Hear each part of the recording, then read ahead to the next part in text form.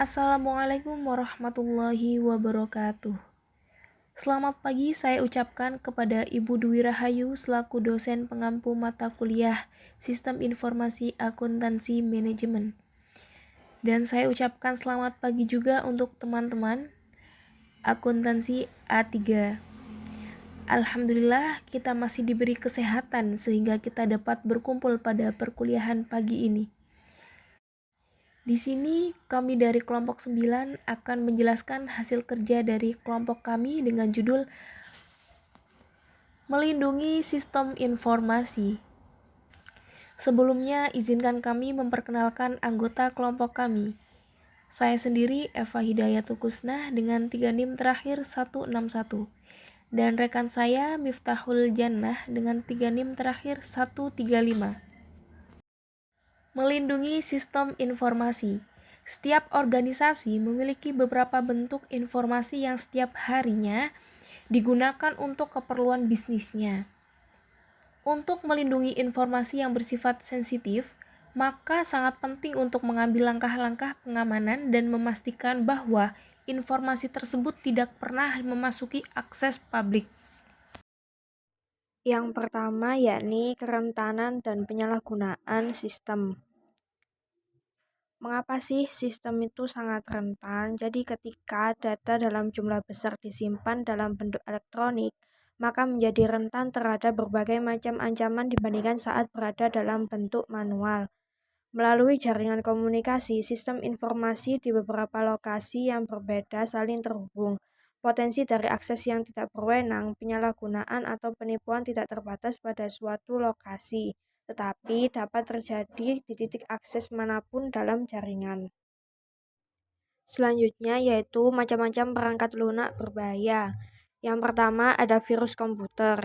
Adalah sebuah program perangkat lunak berbahaya yang mengikatkan dirinya pada program perangkat lunak lain atau arsip data yang akan dijalankan, biasanya tanpa sepengetahuan atau izin dari pengguna.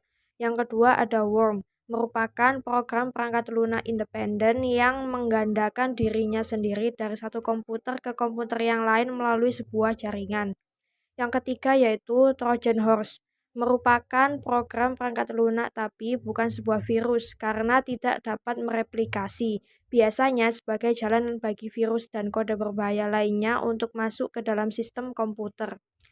Yang keempat ada spyware, adalah software jahat alias malware yang dipasang tanpa izin dan bertujuan untuk mengumpulkan data Anda. Selanjutnya yaitu peretas dan kejahatan komputer. Seorang peretas atau hacker adalah individu yang berkeinginan untuk memperoleh akses tanpa izin dari sebuah sistem komputer. Nah, sedangkan kejahatan komputer menurut Kementerian Hukum Amerika Serikat, setiap pelanggaran hukum pidana yang melibatkan pengetahuan teknologi komputer untuk perbuatan kejahatan, penyidikan, dan penuntutan. Selanjutnya yaitu ada ancaman internal pada para karyawan. Kebanyakan orang berpikir bahwa ancaman terhadap sebuah bisnis berasal dari luar organisasi. Tetapi kenyataannya pihak internal perusahaan dapat menjadi ancaman keamanan yang paling serius. Karena para karyawan memiliki akses menuju informasi rahasia dan dengan lemahnya prosedur keamanan internal, mereka biasanya dapat menjelajah ke seluruh sistem organisasi tanpa meninggalkan jejak. Yaitu seperti banyaknya karyawan yang lupa kata sandi mereka untuk mengakses sistem komputer dan mengizinkan rekan kerjanya untuk menggunakannya, sehingga dapat membahayakan sistem. Selanjutnya yang terakhir yaitu kerentanan perangkat lunak. Kecacatan pada perangkat lunak tidak hanya menghalangi kinerja, tetapi juga menciptakan kerentanan keamanan yang membuka jaringan terhadap para penyusup. Setiap tahun, perusahaan keamanan mengidentifikasi ribuan kerentanan perangkat lunak di internet ataupun PC. Untuk memperbaiki kecacatan perangkat lunak setelah mereka teridentifikasi, vendor perangkat lunak menciptakan bagian kecil dari perangkat lunak yang bernama patches untuk memperbaiki kecacatan tanpa mengganggu pengoperasian yang seharusnya dari perangkat lunak. Satu contoh yaitu Windows 7 Service Pack 1 milik Microsoft yang menampilkan fitur keamanan, kinerja, dan stabilitas pembaruan untuk Windows 7. Hal ini menjadi pilihan pengguna perangkat lunak untuk menelusuri kerentanan ini, melakukan pengujian, dan menerapkan patch tersebut. Baik, yang selanjutnya yakni nilai bisnis keamanan dan pengendalian. Perusahaan-perusahaan memiliki informasi berharga untuk dilindungi. Pengendalian dan keamanan yang tidak memadai dapat berakibat pada tanggung jawab hukum yang serius. Kegagalan untuk melakukan hal tersebut dapat membuka jalan bagi perusahaan menuju gugatan yang memakan biaya akibat pemaparan data atau pencurian. Sebuah organisasi dapat dimintai pertanggungjawaban atas resiko dan kerugian yang tidak diciptakan jika organisasi gagal untuk mengambil tindakan perlindungan yang benar guna mencegah hilangnya data yang bersifat rahasia, data perusahaan, atau pelanggaran privasi. Selanjutnya yakni persyaratan hukum dan peraturan untuk pengelolaan catatan elektronik. Yang pertama, jika bekerja dalam industri pelayanan kesehatan, perusahaan harus patuh pada Undang-Undang Portabilitas dan Akuntabilitas Asuransi Kesehatan atau Health Insurance Portability and Accountability Act atau disingkat dengan HIPAA pada tahun 1996. HIPAA menekankan peraturan dan prosedur keamanan medis dan privasi untuk memudahkan administrasi tagihan pelayanan kesehatan dan transfer otomatis data penyediaan, pembayaran, dan rancangan pelayanan kesehatan. HIPAA mewajibkan anggota industri layanan kesehatan untuk menjaga informasi pasien selama 6 tahun dan memastikan kerahasiaan catatan tersebut. Yang kedua yakni jika bekerja pada perusahaan publik, perusahaan harus patuh pada Undang-Undang Reformasi Akuntansi Perusahaan Publik dan Perlindungan Terhadap Investor atau Public Company Accounting Reform and Investor Protection Act pada tahun 2012 atau lebih dikenal dengan Undang-Undang Sarbanes-Oxley. Peraturan ini mengharuskan institusi keuangan untuk memastikan keamanan dan kerahasiaan data pelanggan. Data harus disimpan pada media yang aman dan pengukuran keamanan khusus harus diterapkan untuk melindungi data tersebut pada media penyimpanan dan selama transmisi berlangsung.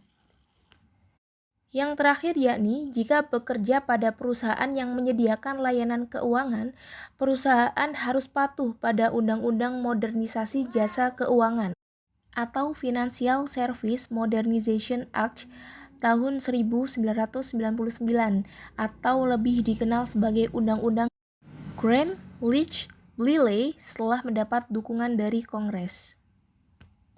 Peraturan ini dirancang untuk melindungi investor dari skandal keuangan seperti yang terjadi pada Enron, WorldCom, dan perusahaan publik lainnya.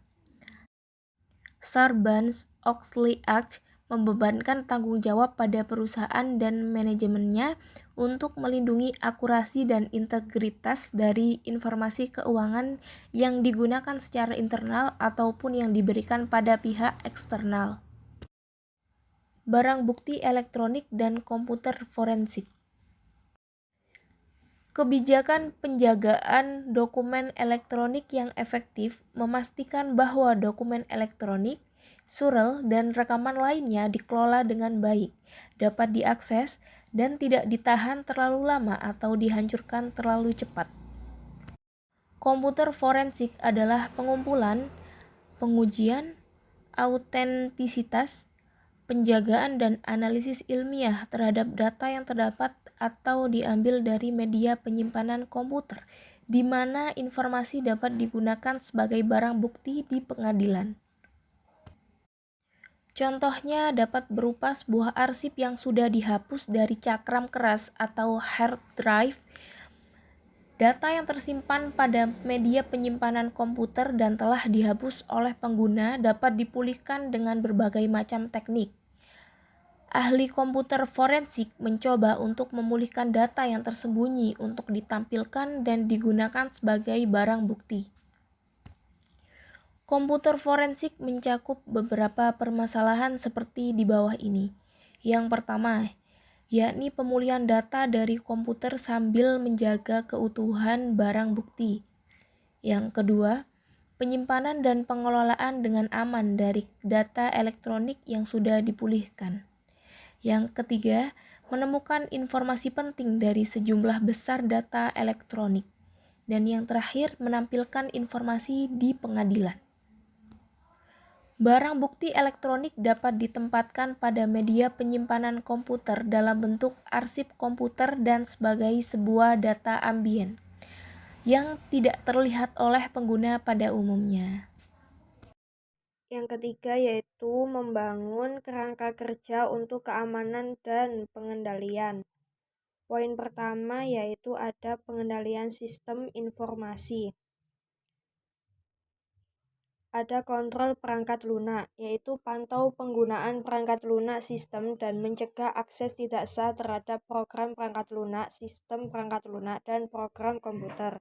Selanjutnya ada kontrol perangkat keras, yaitu pastikan bahwa perangkat keras komputer aman secara fisik dan periksa kerusakan peralatan.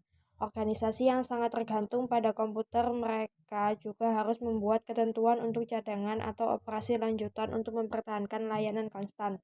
Selanjutnya ada kontrol operasi komputer, yaitu mengawasi pekerjaan Departemen Komputer untuk memastikan bahwa prosedur yang diprogram secara konsisten dan benar diterapkan pada penyimpanan dan pemrosesan data.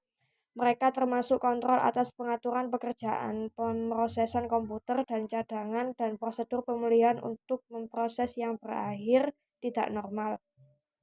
Selanjutnya ada kontrol keamanan data, yaitu pastikan bahwa file data bisnis yang berharga di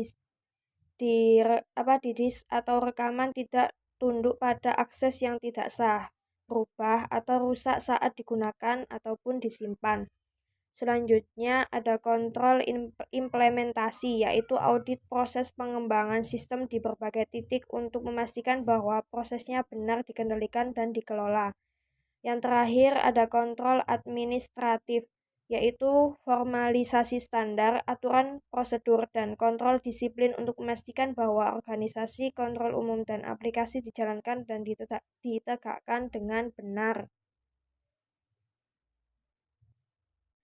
Selanjutnya, poin kedua ada penilaian risiko, yaitu menentukan keadaan tingkat risiko perusahaan jika sebuah tindakan atau proses yang spesifik tidak dapat dikendalikan sebagaimana mestinya.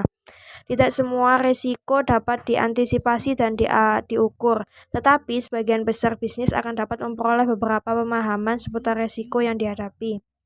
Selanjutnya, poin ketiga ada kebijakan keamanan. Kebijakan keamanan mendorong kebijakan lainnya dalam menentukan penggunaan sumber daya informasi perusahaan yang dapat diterima dan siapa saja anggota perusahaan yang memperoleh akses kepada akses informasi. Kebijakan keamanan juga mencakup penetapan manajemen identitas yang terdiri atas proses bisnis dan peralatan perangkat lunak untuk mengidentifikasi pengguna yang sah pada sistem dan mengendalikan akses mereka terhadap sumber daya sistem. Selanjutnya, poin keempat ada perencanaan pemulihan bencana dan perencanaan kesinambungan bisnis.